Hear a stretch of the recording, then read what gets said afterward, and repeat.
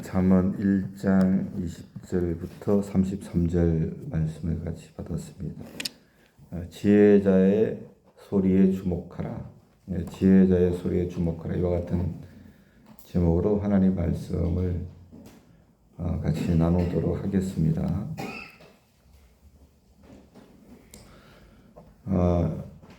본문은 이 지혜자 솔로몬이라고도 할 수 있지만 궁극적으로는 하나님이시죠. 하나님. 지혜자 하나님께서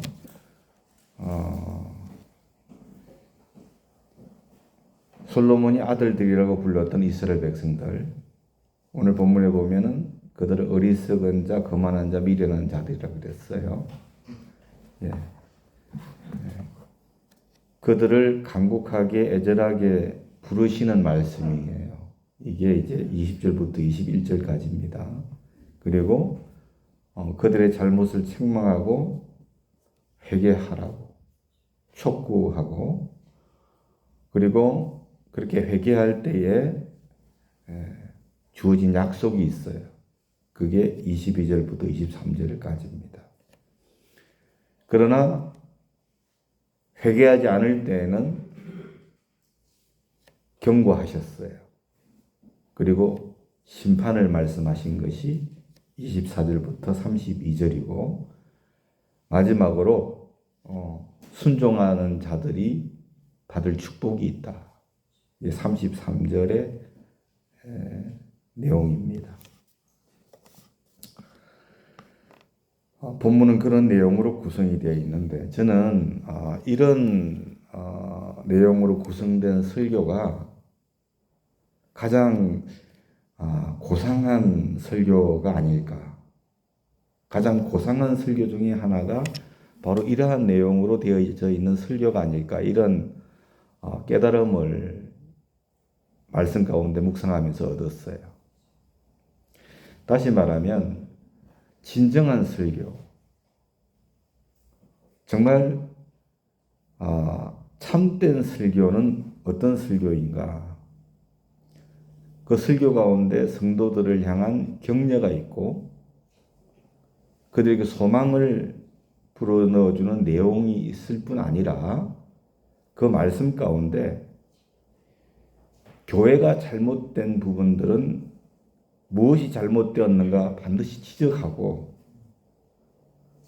책망하고 회개할 것을 촉구하고, 회개하지 않을 경우에는 하나님께서 어떻게 하실 것이고, 회개할 때는 하나님이 어떠한 은혜를 주실 것이라고 하는 이러한 내용의 설교가 정말 진실한 진정한 설교이고 참 설교가 아닐까 하는 겁니다.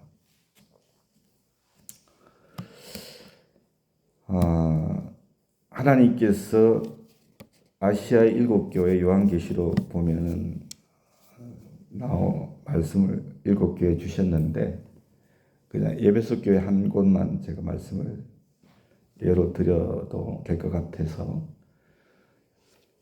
하나님께서 에베소 교회를 향하여서 설교하셨어요. 말씀하셨어요.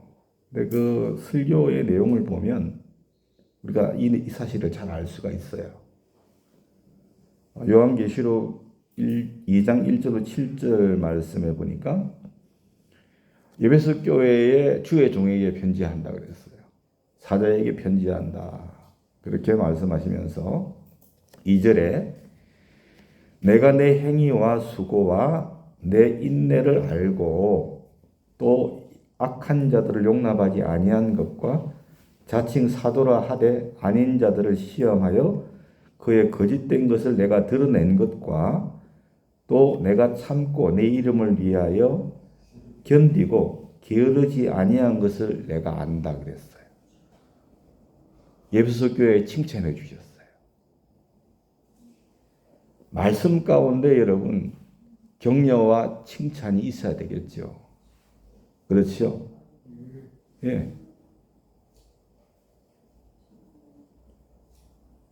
그들의 신앙을 칭찬했습니다. 근데 4절에 보니까 그러나 책망할 것이 있다고 그랬어요. 칭찬만 하는 설교, 격려만 하는 설교, 이런 그것 좋은 설교라고 할 수 없습니다. 제가 성경을 봤을 때는 그래요. 예. 그냥 성도님들 듣기에 좋은 말씀만, 예. 귀에 듣기 좋은 말만 하고 그러면 안 됩니다. 물론 칭찬이 그런 의미는 아니지만, 예. 그러면서 책망을 했어요. 책망할 것이 있다고. 첫사랑을 버렸다는 거예요. 그러므로 어디에서 떨어졌는지를 생각하고 회개하라 그랬어요. 회개해서 처음 행위를 가져라. 그래서 회개하지 아니하면 내가 내게서 내 촛대를 그 자리에서 옮길 것이다. 그렇게 설교했어요. 칭찬이 있고 그 다음에 책망이 있고 회개를 촉구합니다. 그 다음에 그렇게 하지 않으면 경고를 하지요. 그랬지요. 그런데 7절에 귀 있는 자는 성령이 교회들에게 하시는 말씀을 들을지어다. 이기는 그에게는 내가 하나님의 나그네에 있는 생명나무의 열매를 주어 먹게 하리라. 뭡니까? 약속이 있어요. 소망을 줬어요. 그렇죠. 그래서 저도 이 말씀을 이렇게 준비하면서 제가 하나님 말씀을 증거하는 말씀들 가운데 정말 칭찬이 있었는가? 혹은 책망과 회개를 촉구하는 말씀이 그 안에 있었는가? 또 약속과 소망의 말씀이 그 안에 있었는가? 뒤돌아보게 되더라고요. 한편의 말씀 가운데, 설교 가운데 이러한 내용이 포함되어 있으면 그 설교가 진정한 설교다. 참 설교다. 믿습니까? 고상한 설교다 이렇게 생각해도 저는 틀린 것이 아니라고 생각해요.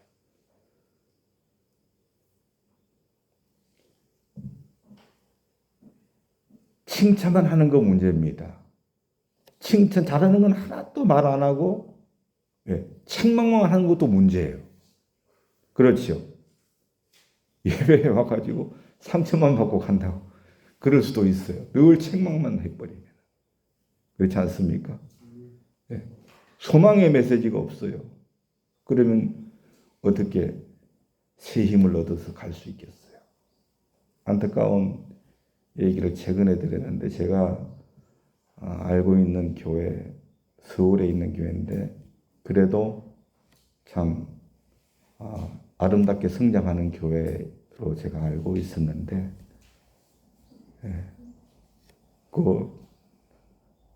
그냥 교회를 많은 분들이 떠났다고 그래요. 한 40명이 교회를 나갔다고 그랬어요. 제가 참 너무 마음이 아팠어요. 근데 이유가 뭡니까? 물어봤더니 목사님이 설교할 때 책망만 안 돼. 책망. 설교할 때. 이유가 그것뿐은 아니겠지요. 자세하게 저한테 말씀은 안 하셨는데 이유 중에 하나가 그 얘기를 하더라고요. 책망만 자꾸 하는 목사님이.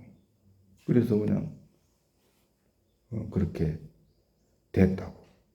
너무나 그랬다고 해서 교회를 옮기면 되겠나 싶어요. 떠나면 되겠나. 새로 뭐 개척을 한다는 게 너무 안타까운 얘기죠. 그래서 그 말씀 가운데 이러한 내용들이 다 이렇게 포함될 수 있도록 말씀을 전하는 자들은 항상 그렇게 하나님 의지하고 준비를 해야 될 줄로 믿습니다. 아멘. 그래서 저는요, 우리 교회뿐만 아니고 한국 교회의 미래는 이 강단에 달려 있는 게 아닐까 이런 생각을 합니다. 이 강단에 달려 있잖아요. 강단에서 어떤 메시지를 전하는가, 이것이 우리 교회의 미래가 달려 있고 한국 교회의 미래가 달려 있지 않는가 하는 것이죠. 격려와 소망의 메시지와 함께 교회가 잘못된 부분은 지적하고 책망하고 해결을 촉구하고 또 여러분 약속과 소망을 선포해서 하나님의 교회가 바로 설 수 있도록 해야 될 줄로 믿습니다. 그래야 우리 교회가 미래가 있고 한국 교회가 미래가 있는 거예요. 여러분 오늘 댁에 돌아가셔서 오늘 본문 20절부터 23절까지 일단은 드렸지만 한번 읽어보세요. 예. 지혜자 하나님께서 이스라엘 백성들에게 어떻게 설교를 했는가? 예배소교회에 어떻게 설교를 했는가? 다시 한번 묵상해 보시길 바랍니다. 그래서 하나님 우리 교회 강단은 이렇게 참 진정한 설교가 선포될 수 있도록 은혜 베풀어 달라고 기도하실 수 있기를 소원합니다. 우리가 여러분들 한 분 한 분이 하나님 말씀 들을 때에 칭찬만 격려만 원하는 이가 아니고 잘못된 말씀 그것에 대한 말씀 주시면 회개할 수 있는 은혜도 달라고 기도하셔야 되고 믿습니까? 소망과 약속의 말씀 주시면 그 말씀으로 힘을 내어서 승리하는 신앙의 삶을 살아갈 수 있도록 해달라고 기도하실 수 있기를 바랍니다. 33절까지 끝까지 들었습니다만 오늘은 20절부터 23절 말씀 통하여 몇 가지 은혜를 나누도록 하겠습니다. 첫 번째는 말씀의 공중성, 다시 말하면 말씀의 대중성이에요.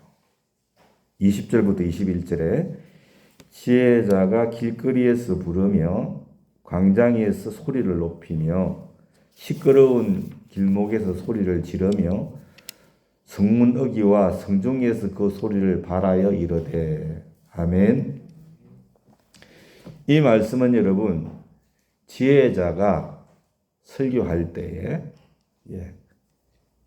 궁극적으로는 하나님이시지요. 이 시간에는 목회자가 되겠죠. 그죠? 설교할 때에 그 설교하는 곳, 설교하는 장소지요. 장소 5군데를 말하고 있지요. 첫 번째 길거리에서 소리 질렀지요. 그렇죠? 길거리에서 부르지요. 그렇죠? 그 다음에 광장에서 소리를 높인다. 그 다음에 뭐라고 했습니까? 시끄러운 길목에서 그렇게 말씀했죠? 소리를 지른다. 또 성문 어귀와 성중에서 그렇게 말씀을 하고 있죠. 5장소를 말씀을 하고 있어요. 그래서 이러한 곳들은 모두 공중, 다시 말하면 대중이 모이는 장소를 의미하지요. 이게 공통점입니다. 그렇지 않습니까? 그래서 지혜자의 설교는 어느 한 공간이 아니라 공중성, 대중성을 띈 장소에서 행하여졌다라고 하는 것입니다. 그래서 여러분 잠언 8장 1절로 2절과 9장 3절에도 동일한 말씀이 있어요. 이처럼 사람들이 붐비는 곳에서 지혜자가 하나님은 선지자나 교사를 통하여 그 뜻을 많은 사람들에게 전하시는 것이 전하시는 한 형태라는 것을 우리가 알아야 될 줄로 믿습니다. 그래서 여러분 버스킹 가스펠 뭐 이렇게 하는 분들이 길거리에서 찬송하고 있잖아요. 길거리에서 뭐 말씀을 전하는 그런 사람들도 있단 말이에요. 그래서 이게 저는 성경적이라고 생각합니다. 많은 사람들이 모이는 곳에서 그렇죠? 그 장소가 그곳에서 설교하는 것. 그리고 이러한 지혜자의 설교의 공중성은 장소의 공중성과 더불어서 대상의 공중성도 의미한다는 거죠. 어느 한 대상에게만 전하는 게 아니라는 거예요. 모든 사람에게. 그렇죠? 아까 살펴보았듯이 길거리나 광장이나 시끄러운 여러분 길목이나 성문역이나 성중 모든 사람들이 다 지나가는 곳이고 그렇지 않습니까? 가는 곳이잖아요. 그러니까 모든 사람들을 대상으로 해서 여러분 설교하는 것. 이것을 의미하고 있다는 것을 우리가 반드시 알아야 됩니다. 대중의 공중성에 있어서 예수님과 제자들도 들의 모습에서도 우리가 알 수 있지요. 공중전도와 대중전도였지요. 예. 마태복음 10장 27절에 내가 너희에게 어두운 데서 이르는 것을 강명한 데서 말하며 너희가 귓속말로 들은 것을 집 위에서 전파하라. 그랬잖아요. 그렇기 때문에 그 대상의 공중성도 우리가 의미하고 있음을 알아야 됩니다. 아시겠죠? 그래서 꼭 하나님의 말씀은 예배당 안에서만 전하는 것이 아니고, 많은 사람이 모이는 곳, 또 그 많은 사람들이 하나님의 말씀을 들어야 한다는 것을 우리가 교훈받게 되는 줄로 압니다. 그래서 이 지혜자의 설교를 듣는 분들은요, 오늘 여기에 계신 분들은요, 누구 한 사람에게 하나님이 지금 말씀 주시고 있는 것이 아니라는 것을 아셔야 돼요. 아시겠죠? 예. 우리 모두에게 다 저한테도 주시는 말씀인 거예요. 그렇잖아요. 예. 길거리와 광장과 시끄러운 골목과 성문과 성중에서 설교했잖아요. 모든 사람에게 설교하는 거예요. 대상이.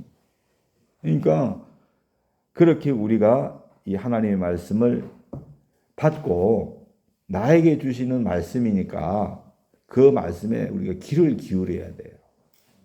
베레아 사람들처럼 데살로니가에 있는 사람들처럼 아니고 데살로니가 곁에 베레아라는 도시가 있었죠.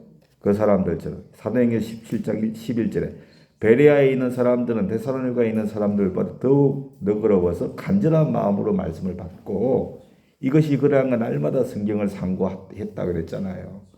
이웃한 도시였지만은 달랐어요. 데살로니가 교회하고 베레아 사람들 달랐단 말이에요. 우리에게 주시는, 나에게 주시는 말씀으로 꼭 받으실 수 있기를 소원합니다.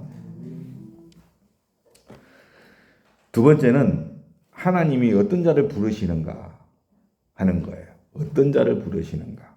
22절에 보니까 너희 어리석은 자들은 어리석음을 좋아하며 거만한 자들은 거만을 기뻐하며 미련한 자들은 지식을 미워하니 어느 때까지 하겠느냐.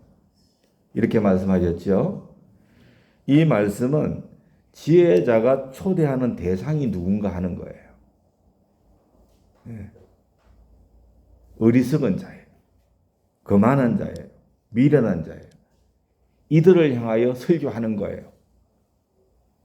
아시겠죠? 사랑하는 여러분, 협의적인 측면에서 솔로몬은 자기 아들 이스라엘 백성들에게 설교한 거예요. 강의적인 측면에서는 하나님께서 우리에게 지금 말씀하고 계시는 거예요. 우리가 어떤 자들이에요? 이스라엘 어떤 자들? 어리석고 거만하고 미련한 자들이에요.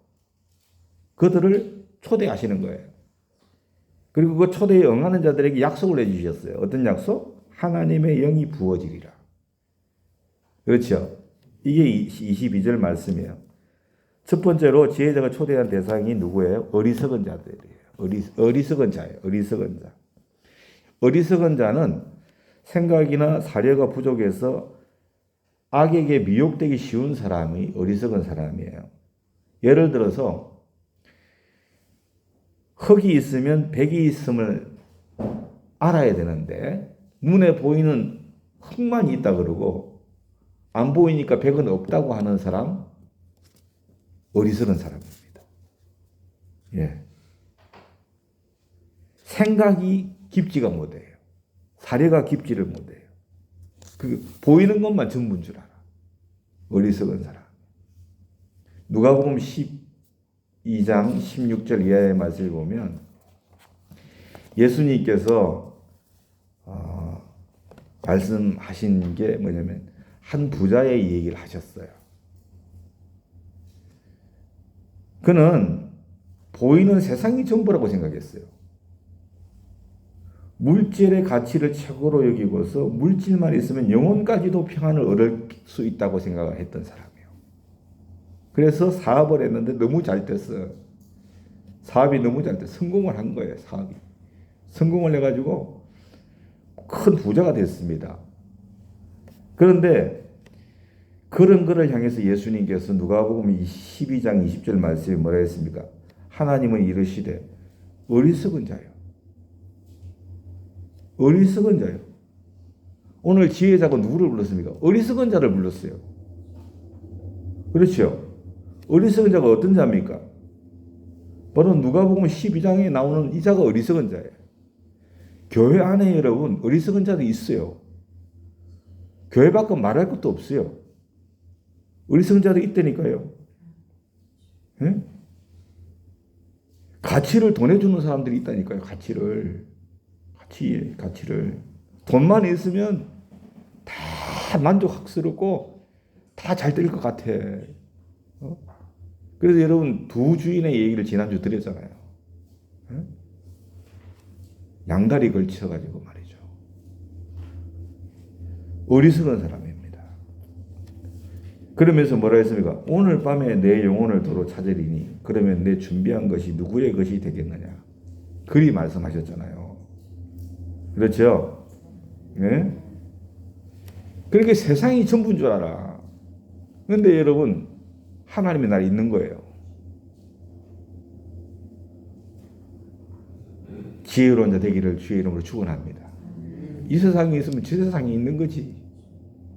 안 그런가요? 오늘 밤에 내가 내 영을 들으시. 사랑하는 여러분, 식사도 참 감사하게 맛있게 하시려면 인간관계에 있어서도 참 여러분 원만한 인간관계로 나아가시려고 한다면, 그리고 예배가 신령과 진정으로 드려지는 예배가 되기를 원한다면 오늘 내가 드리는 이 예배가 마지막 예배다라고 생각하고 예배를 드리면 됩니다. 오늘 내가 이와의 만남이 마지막 만남이라고 생각하면 됩니다. 오늘 내가 먹는 이 식사 한 끼가 마지막 식사라고 생각하고 하시면 됩니다. 그러면 여러분 진실해집니다. 우리는 사실 오늘이 마지막일 수가 있어요. 그렇지 않습니까? 오늘 우리가 드리는 이 예배가 마지막 임종 예배가 될 수가 있다니까요. 안 그런가요? 그렇죠? 오늘 밤에 내가 내 영혼을 도로 찾으리니. 예? 말씀하셨잖아요. 예수님은 이처럼 어리석은 자를 21절에서 뭐라고 한마디로 말해서 하나님께 대하여 가난뱅이다 그랬어요. 여러분 우리가 하나님에 대하여 부자지요? 우리는 다 맞죠? 부자지요? 하나님에 대하여 가난뱅이가 이와 같은 사람이다. 하나님에 대하여 가난뱅이. 이처럼 지혜자는 어리석은 사람, 하나님에 대하여 가난뱅이들을 부르십니다. 믿습니까? 이들을 부르신다니까. 가난뱅이들, 하나님에 대하여 가난뱅이들을 부르신다니까요. 그런데 이 부르심에 응답하지 않으면 이런 사람들은 갑자기 망합니다. 갑자기. 오늘 밤에 그냥 망하는 거예요. 오늘 밤에. 아시겠죠? 그래서 우리는 하나님에 대하여 부유한 심령들이 돼야 돼요. 근데 교회 안에도 그렇고 밖에도 그렇고 어리석은 사람들이 너무 많아요. 너무 많은 거예요. 두 번째 부르시는 대상이 누구예요? 거만한 자예요. 거만한 자. 거만한 자 어떤 자입니까? 잘난 체하고 남을 업심여기고, 그죠? 이런 사람이잖아요. 세속적인 것에나 거룩한 것에나 모두 거만한 태도를 취하는 사람이에요. 그러니까 하나님의 충고를 멸시하고 하나님의 경고와 약속을 우습게 여기는 사람. 이게 거만한 사람이거든요. 누가복음 18장 10절 이하에 나오는 누구예요? 바리새인. 바리새인이 거만한 사람이었어요. 교회 안에 거만한 사람이 얼마나 많아요. 거만한 목사, 거만한 예? 성도들이 얼마나 많냐는 말이에요.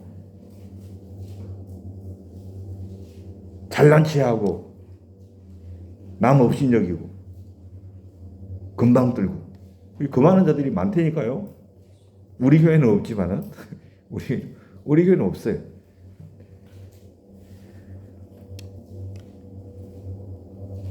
하루는 바리새인하고 세리기 두 사람이 성전에 기도하러 올라갔어요. 누가복음 18장 말씀 보니까 10절 이하에. 그런데 바리새인은 서서 기도했어요. 서서 기도한다고 다 나쁜 건 아닙니다. 예. 이거 외식하는 모습이거든요. 서서 따로 기도했어요. 저 인간하고 다르다는 거야. 저 인간하고 내가 달라. 저 인간이 누구예요? 세리예요. 따로 서서 기도했어요. 그는 하나님께 감사 기도를 드렸어요. 이야, 감사 기도 조금 수준 높은 기도 아니겠습니까? 어떤 감사 기도 드렸습니까? 내용을 보니까 나는 다른 사람 토색 불이 가늠하는 자들과 같이 아니하고 이 세리와도 같이 아니함을 감사합니다. 이렇게 감사 기도를 드렸어요. 얼마나 여러분 거만한 자입니까? 안 그렇습니까? 잘난 체하고 업신여기고 말이죠. 이런. 그러면서 또 뭐라고 기도했나요? 일주일에 2번 내가 금식합니다. 일주일에 2번 금식하고 소득의 11조를 내가 드립니다. 자기의 의를 드러낸 거예요. 내가 이처럼 어렵습니다, 하나님. 그렇죠? 그렇게 드러냈잖아요.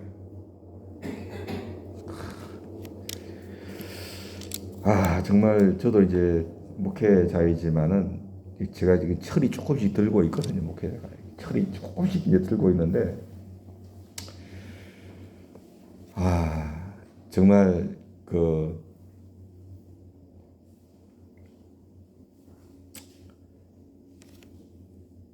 우리가 교회 안에서 세리의 심정으로 목회자나 성도들이 세리의 마음으로 하나님 앞에 선다면 교회는 절대로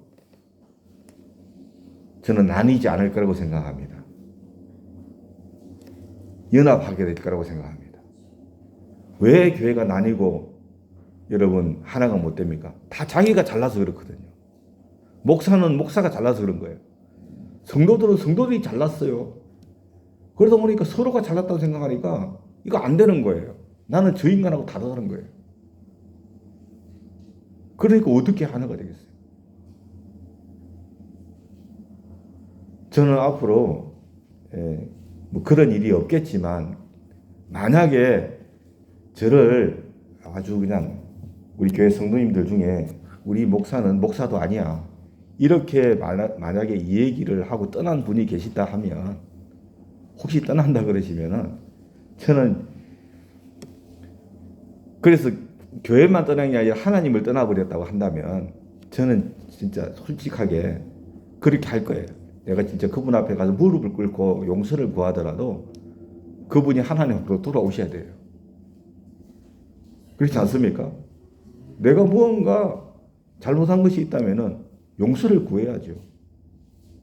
그게 진짜 아니겠습니까? 그래서 그 영혼을 구원해야죠. 오해가 풀리고 이해한다면은 하나님께로 다시 돌아올 거라고 저는 생각합니다. 예. 부족함을 내려놓고, 서로가 그렇게 할 때 어떻게 화목이 안 되겠어요? 하나가 안 되겠냐고요. 아까 제가 앞에서 말씀드린 그 교회 같은 경우에도, 제가 제 3자하고 통화를 했지만, 그러시더라고. 제가 조금 전에 말씀드린 그런 맥락에서 서로 양쪽에서 조금 이렇게 양보하고 고개 숙이고 나가면 좋았을 텐데 그렇지는 못했다는 거. 얼마나 안타까워요. 네.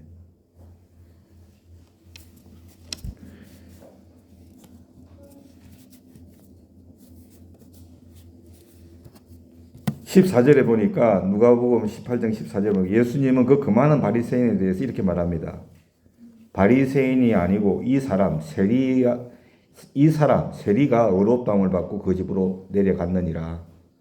무릇 자기를 높이는 자는 낮아지고 자기를 낮추는 거이가 높아지리라. 믿습니까?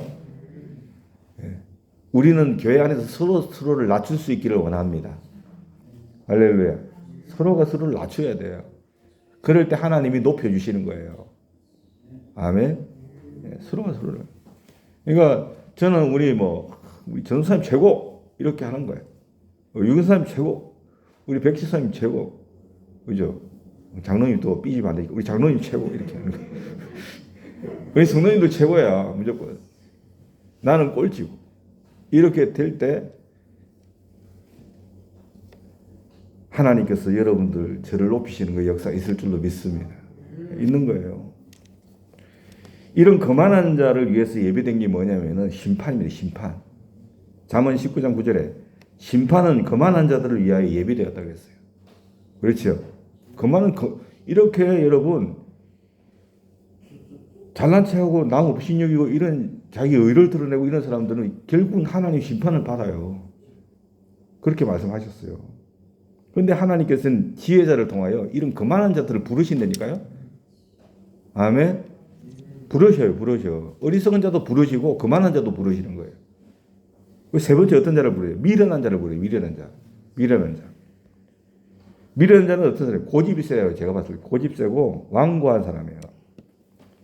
그러니까 이런 미련한 사람은 자기 고집이 세기 때문에 뭔가 융통성이 없어요. 그래서 만약을 위해서 준비를 못합니다. 마태복음 25장 1절로 12절 말씀에 예수님께서 열처녀의 비유를 주셨어요. 열처녀의 비유를 주셨는데 거기에서 미련한 자에 대해서 말씀하셨어요. 미련한 자에 대해서.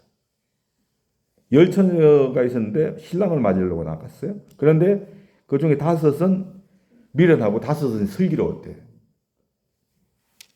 그런데 미련한 자들은 등은 준비해서 등은 준비했다는 거죠. 등 안에 기름은 있다는 거죠.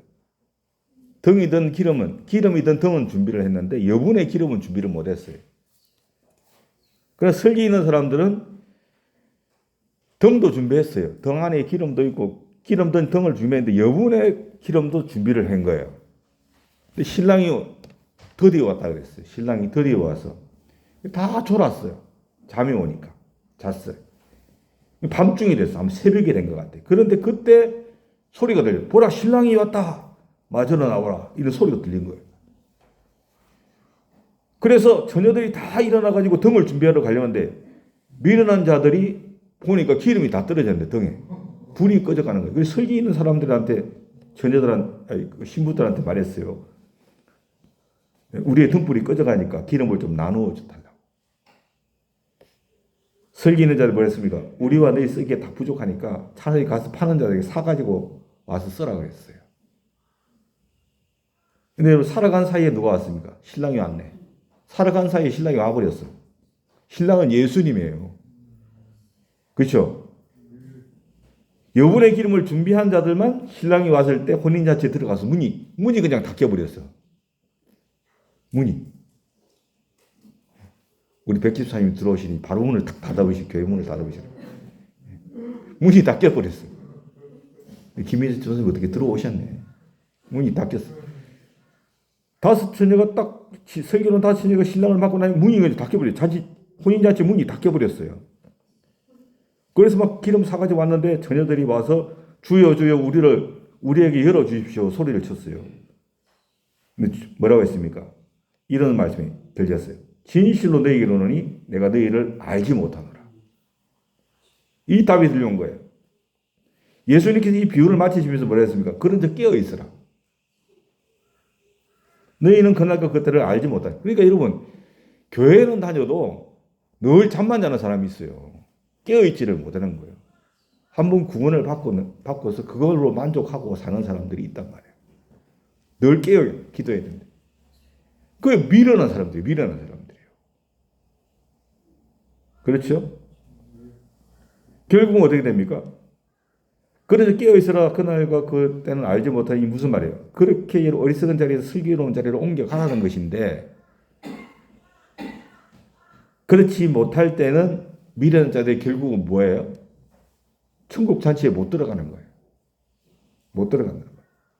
그래서 지혜자는 이 미련한 자들을 딱 부르는 거예요. 아시겠죠? 미련한 자를 부르는 거예요.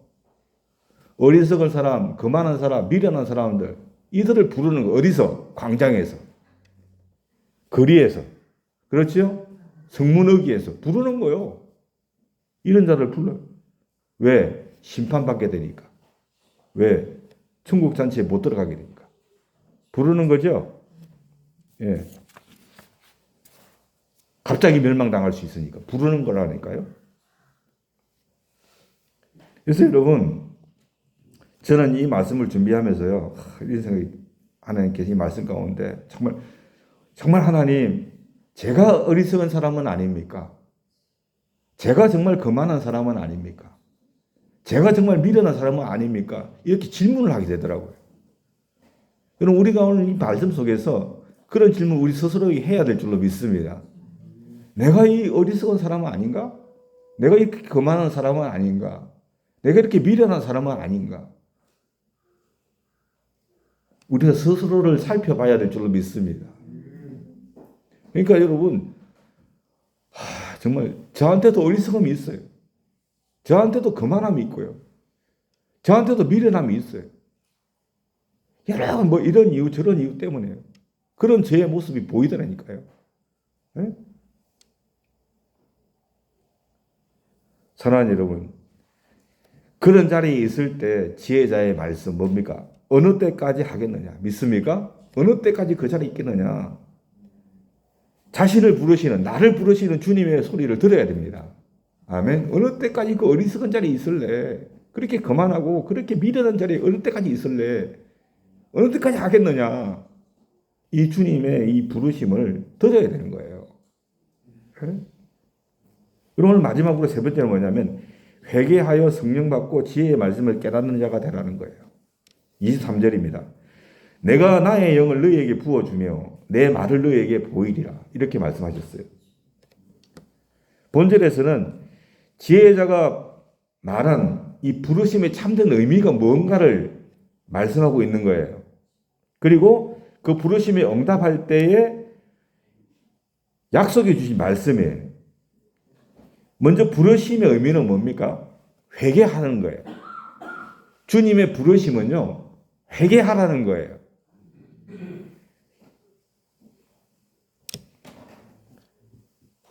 나의 책망을 듣고 돌이키라 하신 말씀이 이 말씀인 줄로 믿습니다.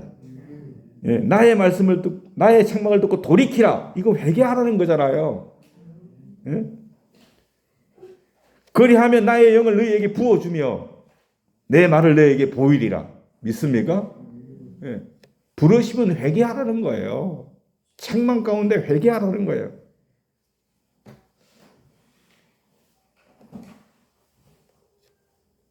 그게 바로 지혜자의 부르심의 참된 의미인 줄로 믿습니다. 회개해야 돼요. 여러분, 성찰하지 않으면 어떻게 그 사람이 성장을 할 수 있겠습니까? 반성이 없는데. 안 그런가요? 변화가 안 되잖아요. 변화가. 우리는 결코 어리석은 부자와 거만한 바리새인과 미련한 다섯 처녀와 같아서는 안 될 줄로 믿습니다. 하나님 나라에 들어갈 수가 없죠. 지혜자의 부르심을 듣고 또한 천국이 가까이 왔음을 이 사실을 알고서 이러한 잘못된 신앙을 우리가 회개해야 되는 거죠. 안 그렇나요? 회개해야죠. 이것이 바로 우리를 부르시는 주님의 부르심의 참된 의미예요. 예배 때마다 주님이 우리를 부르시는 거예요. 우리라고 표현했어요. 우리같이 어리석고 우리같이 여러분 어떤 점이 거만하고 우리같이 미련한 사람들 계속 부르시는 거예요. 부르시는 거예요. 회개하라는 거죠. 회개하라. 너희들이 그 어리석음을 회개해라. 양다리 거친 거 회개해라. 거만한 거 교만 뜨는 거 회개해라. 미련한 거 회개해라. 믿습니까? 쿨쿨 자고 있는 것 그래서는 안 된다는 거죠. 사랑하는 여러분, 마태복음 4장 17절에 이때부터 예수께서 비로소 전파에 이르시되 회개하라 천국이 가까이 왔느니라 하시더라. 이렇게 말씀하셨어요. 지금 주님의 부르심의 의미가 회개를 촉구하는 것임을 알고 천국이 가까이 왔음을 알고 우리가 회개하며 나가야 할 줄로 믿습니다. 그러나 회개의 초대에 응하지 않고 회개하지 않으면 어떻게 되느냐? 누가복음 13장 3절에 너희에게 이르노니 아니라 너희도 만일 회개하지 아니하면 다 이와 같이 망하리라. 그러니까 망합니다. 언젠가는 망하는 거예요. 요한계시록 2장 5절에도 그러므로 어디서 떨어졌는지를 생각하고 회개하여 믿습니까? 첫사랑이 어디서 떨어진 생각하고 너희가 회개해라. 처음 행위를 가져라. 만일 그렇지 아니하고 회개하지 아니하면 내가 내게 가서 내 촛대를 그 자리에서 옮기리라. 믿습니까? 네. 촛대가 왜 교회를 상징하거든요. 교회를 그냥 뽑아버리겠다는 거예요. 뽑아버리겠다.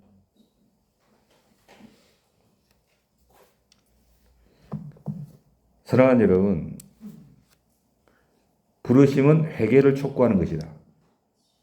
기억하기 바랍니다. 그리고 부르심에 응할 때는 어떻게 되냐? 회개할 때 어떻게 되냐? 주신 약속이 있죠. 뭐예요? 회개하는 자에게 성령을 주셔서 지혜의 말씀을 깨닫게 하신다.